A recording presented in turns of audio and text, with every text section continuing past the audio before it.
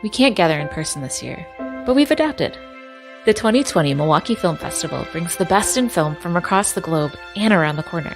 And this year, it's all virtual, so the films and events are coming directly to you.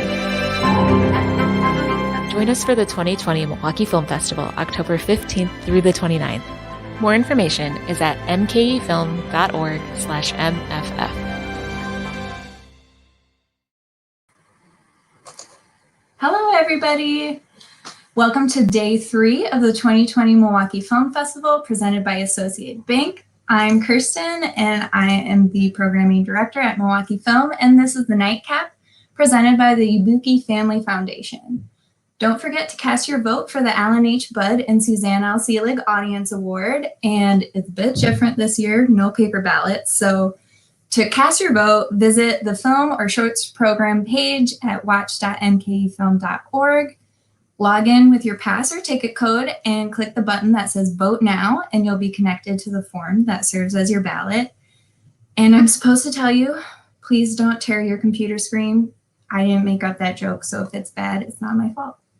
As you've seen in our ads, we have a double up challenge happening. So thanks to the generosity of Judith McGregor and Richard Galloon, if we raise $75,000 during the festival, they will double it.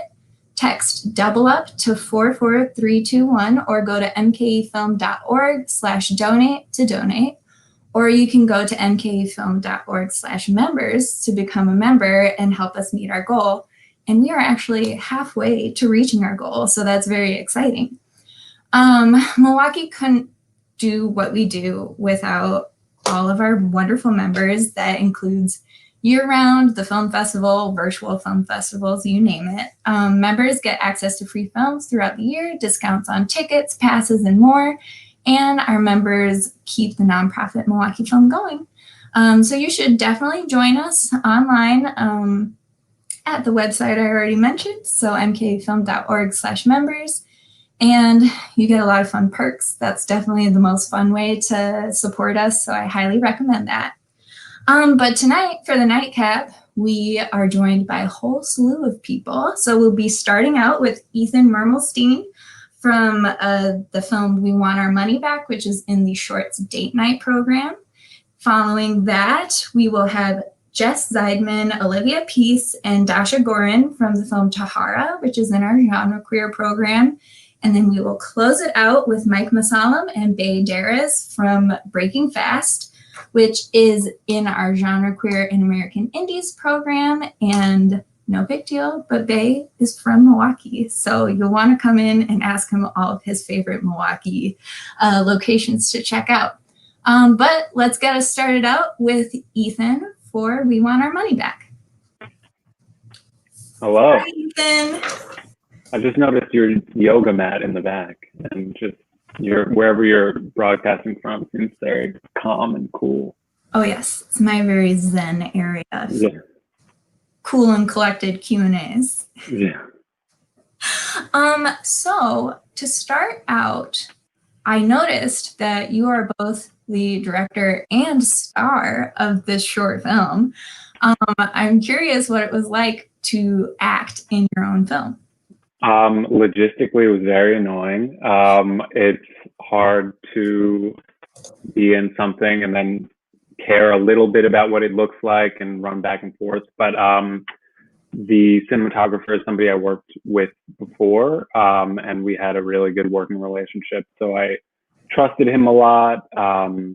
That made it easy, and I really kind of like abdicated a lot of the visual style to him once we got in the room. We did a bunch of prep work, but it was good to know that this is somebody who I really trusted, and we had a shared sense of what we wanted the film to look like. And was there any particular reason you decided to act in the film instead of casting somebody else? I kind of feel like I can attribute that to laziness. Like I had a very specific tone. The film is like inspired by real life. I wrote it shortly after my girlfriend of 5 years and I broke up. We went to couples therapy, and I ended up getting the chance to work with the actress Sarah Steele, who I admired for a while before we worked together. And I didn't want it to feel like a sketch. I had a specific tone in mind, and I just felt like I would be able to do that without having to convey what I wanted that character's performance to be to like a real actor. I'm not a real actor, and I'm in film school, so this was the first film that I made in film school. It's only the second film I ever made, the other element is I have a friend who is an actual psychologist, and she connected us with a real couples therapist, and we did kind of to workshop the script and a couples therapy session, Sarah and I, and we basically like played the characters in the script, and like mine was kind of a version of myself. And the couples therapist was aware that we were doing this for a movie, but she was so good that kind of through the process, she like exorcised the demons of my previous relationship, and like it was very intense and confusing, and so for all those reasons I kind of felt like I needed to be in it myself. That makes a lot of sense. So I suppose just for clarity's sake, I feel like that's conflicting messages from the movie and that story you told. Do you recommend couples therapy? I have conflicting feelings about it. I don't know. I mean, I genuinely, it helped a lot. And in the real life couple therapist that my ex and I went to, we went because we weren't sure if it was a relationship we should be in. And she said basically, like, even if this does not help you stay together as a couple, it will make you both like better partners for future partners. And I agree, and I feel bad for my ex, because I feel like, I don't know, I feel like we both grew a lot through that process, and are able to communicate, or at least I'm able to communicate with people better than I was at that stage in my life. So for that reason, I recommend it. But also it's a conflict of interest. It's like, if the couples therapist sees you and the person you're with in this session, and I don't know, like, what's the, like, and if it seems like you should break up, then they lose a client. So the setup is conflicted, and that's kind of like why I thought of making this movie. That checks out. So one thing I'm curious about is, I saw your previous movie is also about a bit of a tense customer service interaction. And I'm curious if you're drawn to stories of confrontation, because I hate confrontation. So the idea of just wallowing in it so much seems difficult, but if you like, yeah, I'd love to hear why. I mean, I love to watch. So my previous film was starring my grandmother, about a woman who wants to return a ramp to Home Depot years after she bought it for her recently deceased husband. And there's a extended showdown in a Home Depot parking lot where she's trying to return the ramp, and the person in customer service won't take it because Home Depot never sold that specific model of ramp. And I think just like a person versus another person, nobody kind of like wants to yield. It seems like that can be very funny and also sad, and that is what I'm interested in my personal life. I'm also very conflict averse. I try to avoid it however possible, but in movies, I guess I do make things that involve conflict. Well, maybe you can make your next film about customer service at a virtual film festival, because it's really been a roller coaster for all of us. Yeah, you've had a lot of conflict. Not conflict, just interactions, trying to figure out the internet. Okay. Last, so I am curious what the process was, what you usually do for your writing process, and if the story you originally set out to write changed at all from start to finish?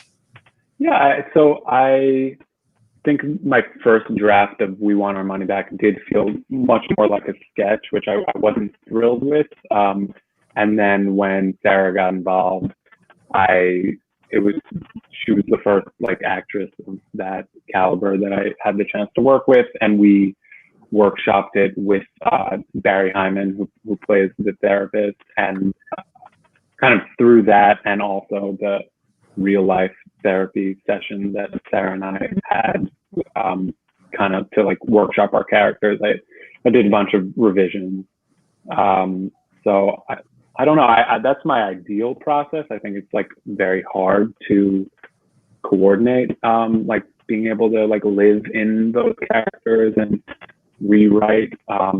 For the film that I made with my grandmother, I had lived in her basement for several years, and then I rented the apartment above her for a few years after, and that's when I made the film with her, and I kind of like just observed her and lived with her and wrote the character specifically with her voice in mind. So ideally that's the process that I would like to use when I write, but again, I think sometimes that's kind of tough to do logistically.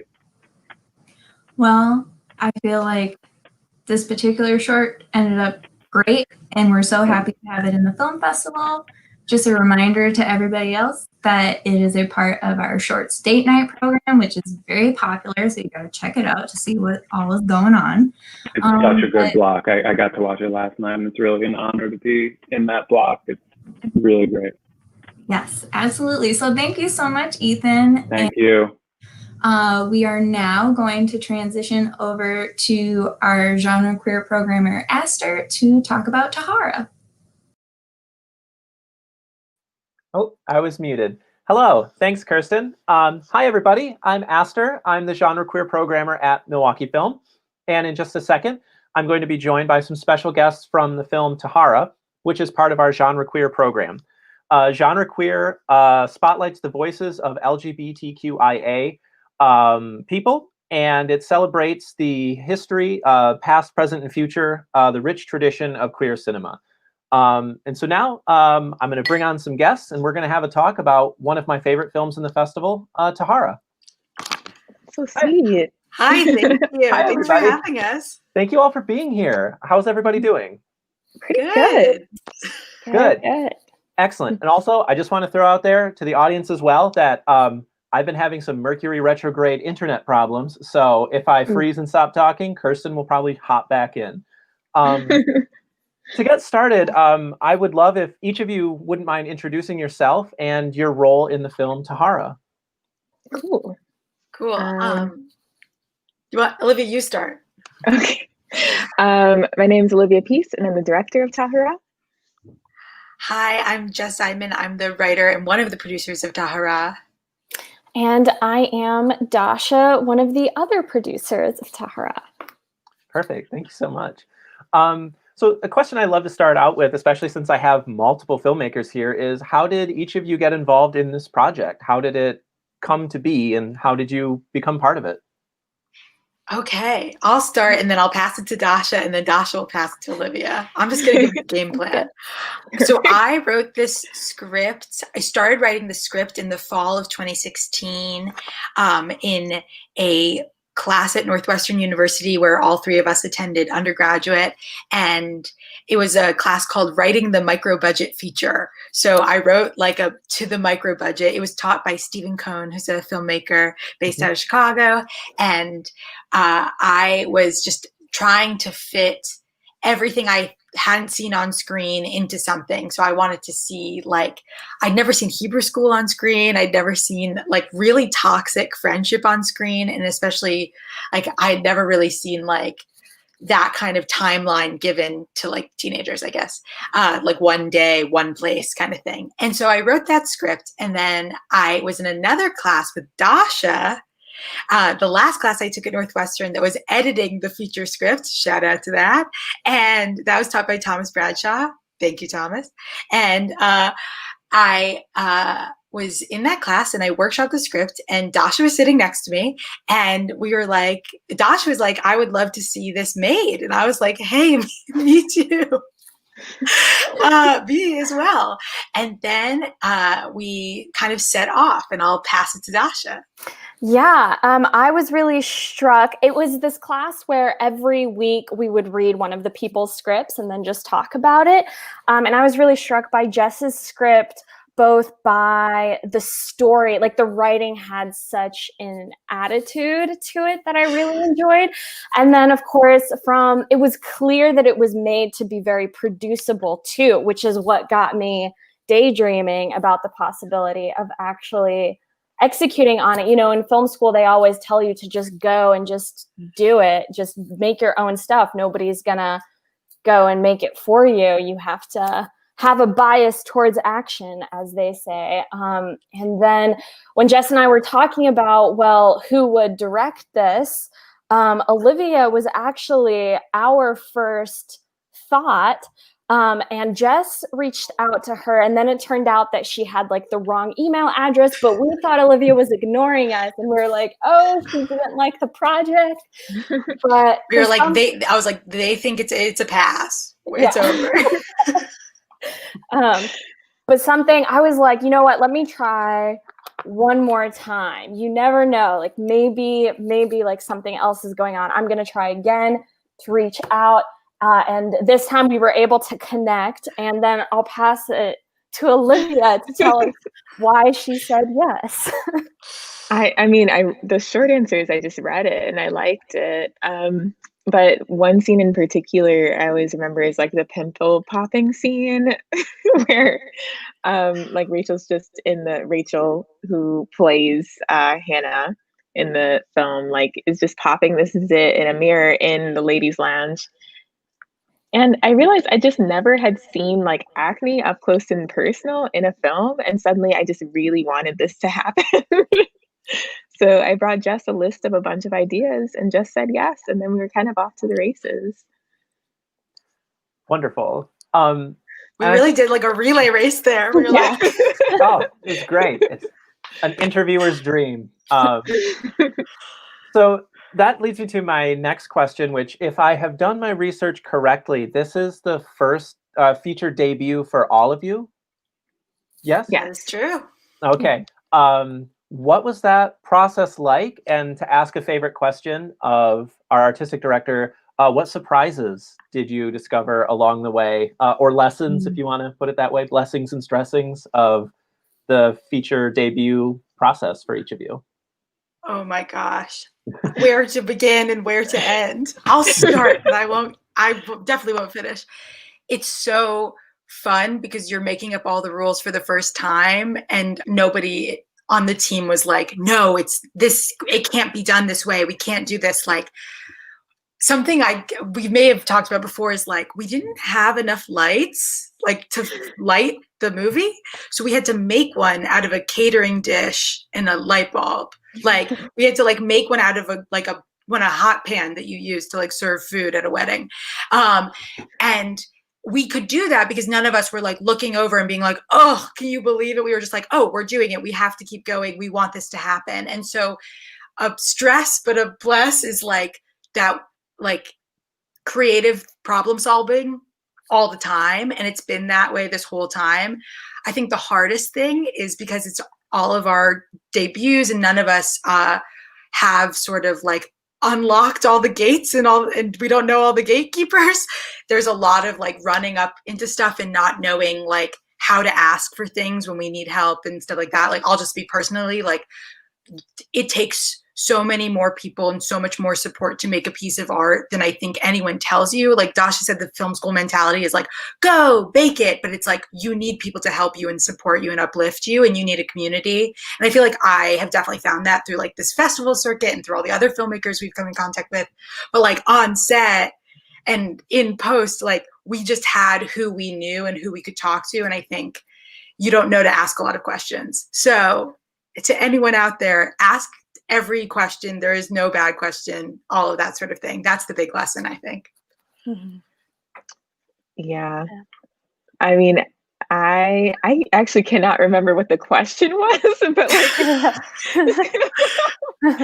just kind of, I guess, like going off of that, like I think for me, I had no idea that it would take so long, which sounds ridiculous, but I think when I was expressing to like different mentors and other filmmakers, like, oh, you know, what should I know about making a feature film versus, you know, I'd made shorts and music videos before.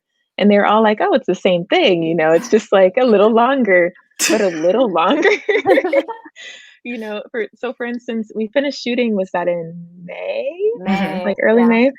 And somehow I thought that we would be completely done by like the beginning of August. Like I thought that we would have edited it, sound design, color, like be sending it out in August, you know? And I think going back would just like want to advise having a little bit more grace for like giving things time to like kind of land as they need to. Which I think, you know, kind of we caught our stride with that, but yeah, we had no idea. Another thing that really struck me is how, you know, the production experience for a feature versus a short, you really are like in this little bubble of a community for a little while, especially in our case, you know, we all like brought our stuff up to Rochester. Jess's family was very kind and hosted a large portion of the crew. And you are working these like very, very long days, like back to back to back. You're spending your days off together, and it creates this interesting, you almost feel like you're on like a reality show, and the highs are super high and the lows are really low. And I think that is also like a very interesting part of the experience, like being kind of in this like biosphere for a couple weeks. That's really fascinating, and I think very inspirational to a lot of the genre queer audience that I interact with are students and film people. And so I think it's very inspiring because the film, for people who haven't seen it, I think has a very assured vision. It just really struck me, and it's always fascinating to hear the filmmakers like, we were kind of going by the seat of our pants and hoping this would happen. But it's such a strong, powerful film. Everything seems so deliberate and visionary. I don't mean to gush about it. I just love the movie so much. No, thank you. It's not, we don't like that. But on that, and kind of continuing the conversation of filmmaking, I think what really, really struck me, I mean, visually, the film is astonishing, but the performances of the cast, and you have a very young cast, they're playing high schoolers. They appear high school age. I actually don't know how old any of them are, but they're a little bit older. Well, sold it completely. But the emotions that they are expressing are so complex because the film is very like dark in a way, and in its humor, it's dealing with grief and suicide and just unrequited adolescent queer longing. And to express that so well, I'm very curious what the process was working with these younger performers. And from each of your perspectives, I would love to hear it, as you know, directing them, seeing them interpret the words of your script. And I'll stop talking. What was that like? I mean, it was honestly a joy. I guess I don't know about you, Jess, because like you're also kind of like running back and forth between like producing and like coming on as the writer to let me know like how certain lines, especially culturally, should be delivered, and that was cool. That's another conversation topic. But I mean, Madeline and Rachel just have such range as actresses, and it was such a joy, I think, to work with them. And Daniel too, who plays Tristan. A lot of our cast like came up from New York City and kind of like the surrounding area, just out of love for the script. But I don't know. I think it all kind of started with Jess and I wrote out arcs for each of the characters. Like everyone who has a speaking role has a full like beginning, middle, and end that we mapped out like early on in the rewrite process. So we just made sure to kind of communicate that to every person and then keep it like a conversation going on set. So yeah, everyone has a very elaborate backstory that like may or may not have made it into the script. I think kind of along with that, like the costuming and makeup, I think really helped to set everyone really firmly in high school. Like everything from like the hair, we gave both Madeline and Rachel middle parts, like right down the center of their heads. And we gave Rachel like a giant zit that kind of grows and then bursts. And then it's just like the crusty thing. Yeah, I mean, I think it all just kind of worked together to give people space to have the best performances possible. That and just getting a lot of takes. Yeah, I definitely agree with the arcs. That was mine. Olivia took it. Just kidding. No. You know what's funny is I think a big part of it that actually helped was our location. So we filmed the entirety of this movie in my childhood synagogue, which has a Hebrew school attached to it. So it's like all the same location. We were there, for every day of filming. We filmed for 15 days.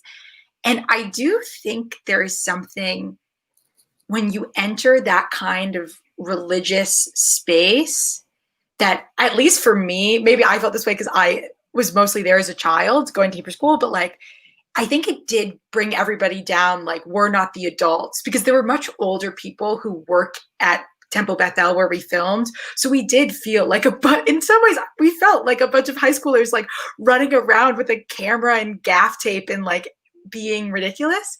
And so I think like that also helped everybody get into that place of like, we're creating a big teenage messy explosion. Not that Seth felt like an explosion, but I more mean like there was to see like the goings on of the synagogue, and then to feel like the tension and anxiety and just that energy of set, I think also got people to that place of like, oh, we're all like going back to high school a little bit. We're not the in charge here. And I think that helped add something. Oh yeah, that's a great way to put it. I don't have anything to add. Nice. And that's totally fine. I'm fascinated. It sounds like there was such energy to draw from on set. I'm curious as well, because I'm hearing a lot of stuff about you just kind of have to go and make the movie that you want to see and do the things that you want to see on screen. But I'm curious, were there particular films or filmmakers that you are drawing inspiration from, or that you would go back to or think about while filming it? Or are you the types of filmmakers that, nope, got to get all of that out of my head and just focus on my own vision for this? I mean, the original inspiration was honestly real teenagers on Instagram. Like just seeing like the different like videos that people were putting out on Instagram. I thought they were so creative and so cool. And the fact that it was all shot in that square aspect ratio, I just thought that there must be something there. But I could not for the life of me find another film that was shot in that square aspect ratio until I started trying to look for cinematographers and found our cinematographer, Tequila De Castro, who introduced me to Xavier Dolan, who had a film that was shot in 1:1. So that was super cool to see, because I think I was able to recognize like, oh, okay, this has worked for at least one person. So it will work for us as well. But yeah, that was really cool. I'm trying to think of other inspiration. Jess, do you remember any? I'm trying to think of things we referenced. Mm-hmm. I feel like for the animation, we talked a little bit of, do you remember, like, is it like Anna Anaconda, that TV show? There was something we talked about, like, and for the animation styles. I'm trying to think, like, when I was writing the script, I feel like I had been watching a lot of the TV show BoJack Horseman. So I think that was like a big reason that I was like, oh, I want to dive into like something a little bit darker, because I know it can still be funny and still have a meaning on the other end. And I loved movies. I love like teenage movies, and so does Olivia. I think that's mostly what we talked about. But I think not to say that those movies aren't important to us or, inspired us in different ways. But I do think we both mostly talked about the lack of what we saw. Like, I can't think of a teenage movie, not to be like, I can't think of it, but like, I can't think of a teenage movie that's like, and then these two besties are not really friends anymore. But like, that happens. Like, and it's not something necessarily to glorify, but it is an experience that I think would make me feel way less alone as a teenager who like had complicated friendships. Like I think friend breakups, whatever you want to call them, like I definitely think they're really intense. And I think that was something that neither of us had ever seen in a teenage movie. Or like there are some, but it's like always because like some guy gets a boy, yeah. I think that's definitely what helps identify it as a queer film, is the I'm in love with my best friend, we'll never see each other again. Seems to be a pretty universal queer experience for many people. Speaking from experience, but maybe that's why I connected. We had a comment from the audience, but I believe it's already been answered, but I want to give a shout out to Key to the Planet, who said they really love TAHARA, ! And where did the idea for the animated scenes and the aspect ratio change come from? Which I think we just answered, unless there are more inspirations that we want to get on the record here. I guess there's just a little bit more on the animation. Like before I directed actual people, like the first film that I did direct was animated entirely. And that was mostly because that was something I could teach myself how to do alone. So I sort of practiced with animation and learned like this sort of basic film technique of like shot, reverse shot, like all the things that you're supposed to be learning in film school. And then from there, like everything else that I've made has had these sort of animated elements. So that's mostly where it came from. But then from there, we kind of like extrapolated a bit and said like, okay, so these teens have this rich internal life. Like, can that be something that we use animation for? And then would Hannah's internal life look the same as Carrie's? So Carrie's got this sort of more three-dimensional clay look. And then Hannah's got the flat, psychedelic, super colorful look. And that was super fun, I think, to make with our animator, Emily. Awesome. Well, before we run out of time for this segment, I do want to ask, what is next for all of you? Or what is next for TAHARA? Are there other projects in the works? If you can mention them, I know sometimes you can't. Oh my gosh. What is next for us, folks? Maybe we can start with TAHARA. Do we have more festivals? We do. We are playing New Fest, which is nationwide, but based in New York City. We are playing the Philadelphia Jewish Film Festival in November. And where else are we headed? Oh, I feel like there are some I can't announce yet, but maybe there aren't. Yeah, I think some I cannot announce. But thank you so much for watching it here in Milwaukee. I grew up spending the summers in Madison and have spent many long, hot afternoon in Milwaukee at Summerfest being like, I'm so lost. And my aunt being like, please, let's go back to the car. What's next? But yeah, for the movie, we just really would love if people continue to support it. We have an Instagram, TAHARA the Film. Please give us a follow. We have an amazing social media director, Shekinah Starks, who is crushing it and has lots of good things coming up. So please give it that follow. And just keep telling your friends about it. Yes. Mm-hmm. Dasha or Olivia, anything next for you? Oh, sorry, Jess, didn't mean to cut you off. No. And Dasha and Olivia, take it away. I'm actually in grad school, so that's part of the reason I thought we were going to complete shooting in May and then finish by August, because that's when I started grad school. So shout out to University of Southern California. I make video games also, so this is like midterm time for me. But also working on a new script for a new feature and a little show. Stay tuned for that. I don't know, just trying to like see this film out into the world. Yeah. Yeah, and I am dabbling in, obviously it's difficult right now with COVID, but I do have another feature in the works, but very preliminarily, so not really sharing a ton of details yet. But it would be, we would be filming it on location in Oklahoma, possibly when all of the dust settles. Yeah. Perfect. Well, to wrap up, I just want to say, after I watched this film, I definitely felt like these are filmmakers to watch. I cannot wait to see what you do next. And I wish the best for your projects. And Tahara, this is an amazing film. Anyone in the audience who hasn't seen it yet, watch it. Watch it a second time. Watch it a third time. Dasha, Jess, Olivia, thank you so much for taking the time to be here. Really love your film. This was a wonderful talk. And now I will switch it back over to Kirsten. Thank you. Thank you.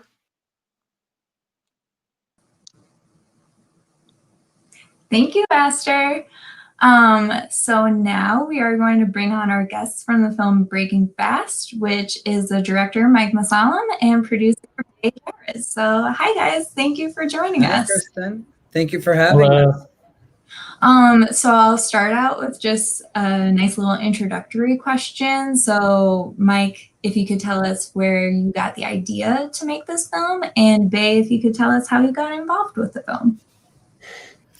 The idea for the film, it came from the short that it's based on. The short went to film festivals in 2015 or 16 and was well received. We were lucky enough to go to Cannes, and then from there we got enough sort of just people saying we want to know more about this world and where these guys are going and what's going to happen to their relationship. So we started to plot out and develop what would happen if we expanded. And a few years later, here we are. I guess I should also say the short was a product of somebody asking me, a friend of mine, Michael Lannon, asking me who best represents me or my group of friends in film and TV, and embarrassingly, I couldn't think of an answer.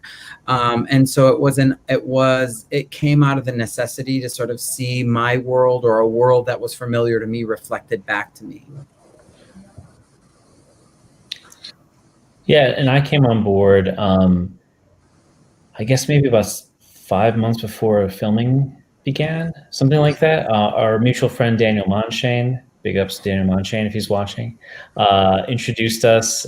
Mike and his team, who'd worked on the short, hadn't done a feature yet, and I think the idea was to bring someone on who's had a little more experience in the feature world to help just streamline that process and just help bring it to life. And I'm so glad that I did. Yeah, they became quick family. And so with the whole process of expanding the short into a feature, how did that go? And was there anything that was surprisingly challenging about it? Because this is your feature debut, correct? It is, yes. I mean, I think, I think the blessing and the curse of it all was that I had no expectations and I had really no frame of reference. So I could just, keep myself focused on the things that I wanted to see on screen. And my producing partner, who was also a producer on this film, Seth Hauer, was a tremendous asset and resource and a collaborator on really plotting out what this story looked like and what the story was. And I think, it was really nice to not have a strong background in writing period, but also writing a certain structure in films, because it really freed me up to just write what I wanted to write. And then having, sort of people weigh in, mostly Seth, to sort of say, well, let's give this a little shape, was really helpful. But we also had this awesome conceit in the short, which was that the film starts at the beginning of the holy month of Ramadan.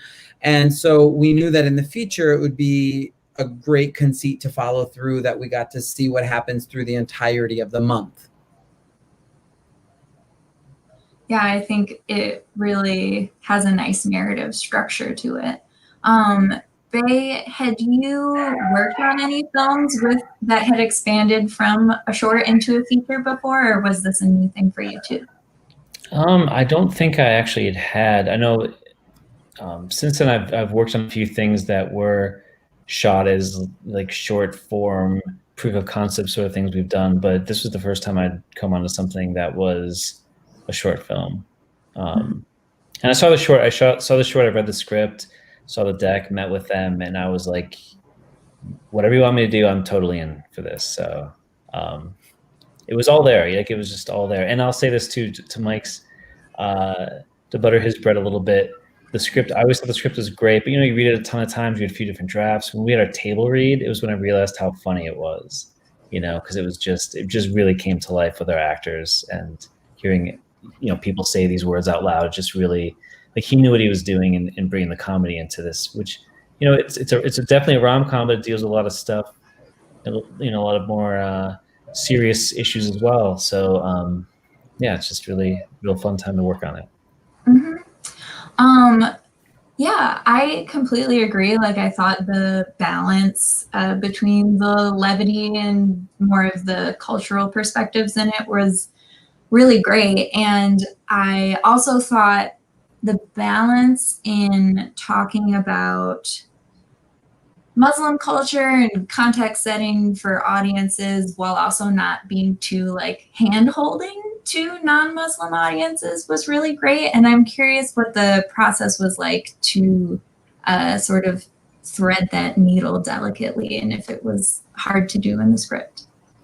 I want to say, and thank you for that question and that observation. Like, I want to say that we didn't think about it at all. We only just wrote the movie that was necessary to write, and I think for the most part that's sort of true, but I think we definitely were conscious of alienating the audience, or not wanting to alienate the audience. So to be able to sort of be as authentically specific and as nuanced as we were hoping to be, while still inviting people into our world, was always the goal. It was never to sort of water things down or sanitize things, but it was always to create an environment of invitation where even if people were slightly left of center in terms of their knowledge or understanding of what we were talking about specifically, they would never feel either preached at, or they would never feel like we were trying to, use this opportunity to like educate. It's not TLC. Mm-hmm. So no offense to TLC, PS. Absolutely not. So for translating it from the short into the feature, did you change anything from the original story? Because I know sometimes when shorts turn into features, they literally like put the short into the feature and then tack on like 80 minutes. So yeah, is there any difference between the short and the feature film? I think the biggest difference was the expansion of the characters and their backgrounds and their stories. I think especially in the feature, who Mo was and who, that's the lead in the film, who he was and what his background was and where he was coming from was all super necessary. A little fun fact, in the short, Haslayman, who plays Mo in the feature, played Hassan, the boyfriend, in the short in one scene that was cut. So you never got to see him do that. So, in an effort to sort of make it up to him, I cast him as Mo in the feature. There was no like major plot changes more than there was massive expansion and really sort of diving deep into who these people are. Mm-hmm. So I know you talked about wanting to make this film and the short and the story in general because you wanted to be able to represent yourself on screen. And I know since we're a media organization, so we understand the importance of representation in media. So I'm curious to hear what audience responses have been like as you show it to both Muslim and non-Muslim audiences, and if you've gotten any good responses on that.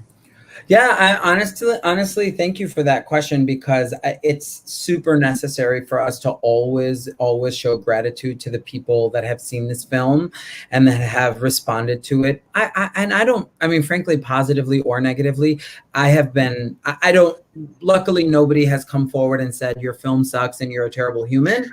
But you know, I welcome that because everyone's entitled.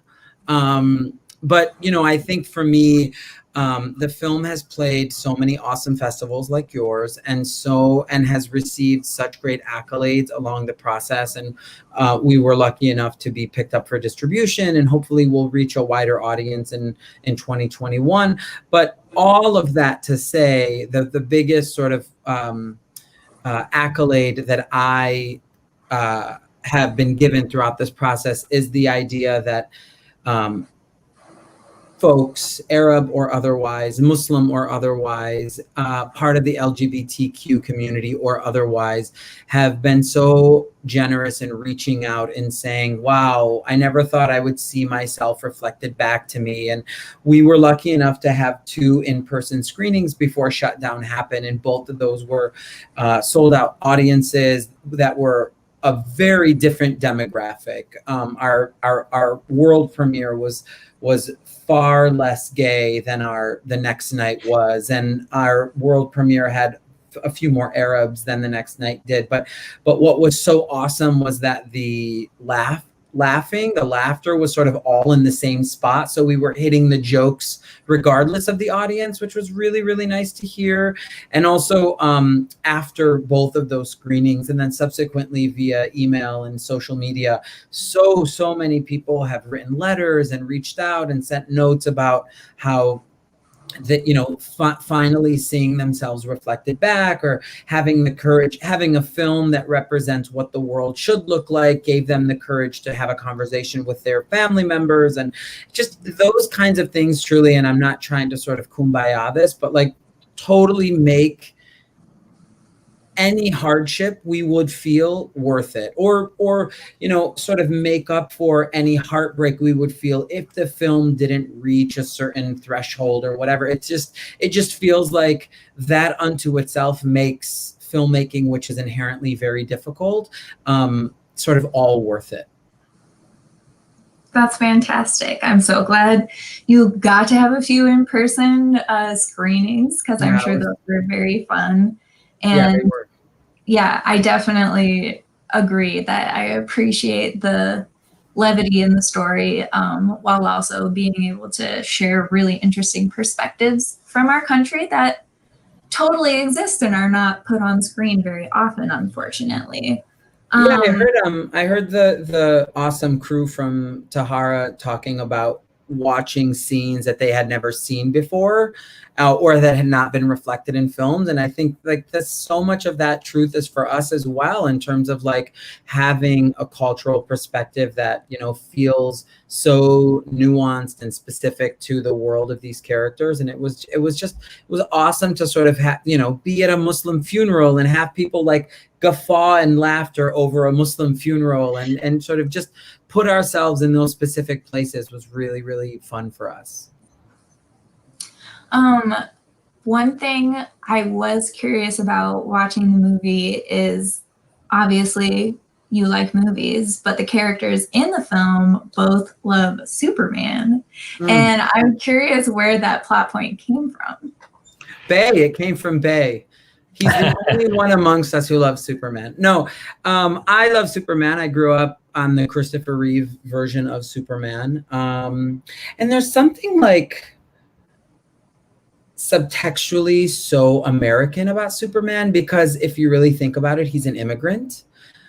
He is an alien. He's not from the United States, but he embodies so much of the American ideal and the American dream and what he stands up for. And I think, you know, even though there has yet to be a Superman that looks like me, I feel like I've always connected with the way in which he is sort of really embraced the notion of equality for all, justice for all, and all didn't mean all who looked, you know, like him, but really meant all who walked on this on this earth, and they're so I just always loved that superhero. That's been the one, you know, that's been really resonant to me, and it was such a joy to find out that Bay also shared in not only the love of the character, but the love of specifically the Christopher Reeve movies. And we were lucky enough to all attend a screening of the 75th anniversary. Why did I say 75th? 75th? No. 40th. 45th. Whatever. A screening. A screening of it on the big screen. And it was just before we started filming, and it was so fun. It was a very representative of the scene in the movie when they go watch it. Yeah, I always like it when people go to the movies and movies. I don't know. It's very meta. I just like going to movies and I miss it. I know. And it is very meta. You're so right about that. Yeah. I'll You know live what? vicariously. When I read the script too, I told Mike this later on, that when I was a kid and people would ask me, what do you want to be when you grow up? I would always just say Superman, not knowing that that wasn't something that you could become. But I think we all can kind of be like Superman, much like some of the characters discussed in the movie. So I'm a fan. I was like, oh, this guy, I like this guy. I get this guy, you know. That is a great segue into my next question, because we have a lot of aspiring filmmakers in Milwaukee who are trying to get out to LA and New York, or stay here. That would be nice too. But I'm curious to hear how you both got started in filmmaking, and Bay, with you specifically, how you got into filmmaking, being from Milwaukee originally. Well, we're both Midwest guys. Mike's from Dearborn, Michigan. And actually, a lot of my friends in LA are from the Midwest. It's kind of a thing that people do, I guess. I moved out to LA with my band, of course, and toured the country a bunch of times and did that whole thing for a while. And then in between tours and things, I would act in commercials to make money, and then decided I wanted to become an actor, and then eventually realized that I just really want to help tell stories in the way that I was best able to do it. And the skills I'd learned from booking tours and making albums were pretty good analogous to making films, of just organizing people and ideas and vision and all that stuff. So yeah, I made my first film 8 years ago, and just kind of felt like that was what I should keep doing. And here I am.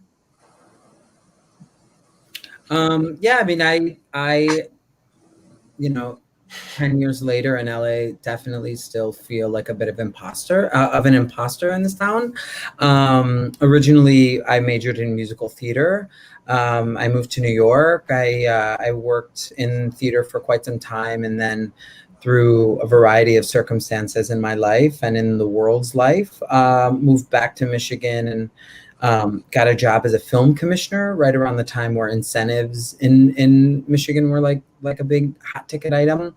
And truly that was like my film school, because I met every producer who came through town and was able to pitch shows and do a bunch of stuff. And from that, moved to LA. And almost immediately started working on the studio side, while being able to sort of build up the slate of my production company. And I mean, I think that the best thing I've ever been told, and the thing that I'll continue to always tell people, is like, find your tribe, find the people that are going to help you tell your stories. You know, I think Daniel Monchain, who introduced me to Bay, I met doing a totally separate thing in Michigan, and we stayed friends. And when he was really excited for me and getting this feature off the ground, he was like, you have to meet Bay. Bay will help. And obviously Bay was a tremendous help and produced the shit out of this film, and you know, now is a dear friend. And so I think it really is all about finding your tribe. Absolutely. Yeah, and I think the TAHARA team also spoke about just going out and doing it. And, you know, I think Mike even mentioned a little bit earlier, and it just is so much, no one wants to make anything. No one, you know, everyone's looking for an excuse not to make something because it's so risky, it's so difficult, it's so daunting that if you really want to make something, the best way to do it is figure out a way to do it on your own. And that's how basically all these movies get made. You know, someone has an idea and believes in it so much that they just kind of will it into being. And you know, most independent films that you'll see at this festival weren't financed by people from Hollywood, probably zero of them. It's all people believing in people and just going out and just doing it. And I would argue that that results in some pretty awesome films. So I'm really happy that all of our filmmakers are so ambitious and motivated to tell their stories. So we really appreciate it. And I guess another question, same as Aster, is what do you both have coming up next after you're wrapping up your tour of this film? Okay. Well, I'm working on another film that we're putting the finishing touches on called Moon Manor that we're hoping to play some festivals next year and get that out there. And I've got 2 other films that we're in like a casting process with right now and trying to figure those things out that we're hoping to shoot next year when things become easier to shoot. So lots of fun stuff. That's awesome. Yeah, and I'm moving in 10 days. That's what I'm really most focused on right now. Nice. Yeah, I just finished writing my second feature, which is, you know, in very early work in progress stages. And there's a couple TV projects that have come my way that I'm excited about. You know, just trying to fight the good fight and make sure our country doesn't fall to pieces any more than it already has. Yeah. Well, thank you both so much. We really appreciate you coming out tonight to talk with us. And thank you.